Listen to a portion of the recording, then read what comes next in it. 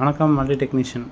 நேற்று ஒரு 14 fridge mini fridge ready பண்ணிட்டோம். ஒரு ஹாஸ்பிட்டலில் அது நான் இது ஹாஸ்பிட்டல்ன்றதுனால ஒரு நாள் ஃபுல்லாக சரியாக போச்சு. அங்கேயே ஒரு 14 ஃப்ரிட்ஜுக்கிட்ட ரெடி பண்ணோம். ரிலே கம்ப்ளைண்ட்டு, தெர்மோஸ்டாட்டர் கம்ப்ளைண்ட்டு, கேஸ் லீக் அதெல்லாம் இருந்தது. இன்றைக்கி ஒரு ஏசி சர்வீஸ் பண்ணோம். அதுக்கப்புறம் ஒரு மோட்ரு ஒன்று கம்ப்ளைண்ட் பார்த்தோம். ஏசி ஃபுல் வாட்டர் வாஷ் பண்ணோம். ஃபுல்லாக கழட்டி வாட்டர் வாஷ் பண்ணி க்ளோஸ் பண்ணோம்.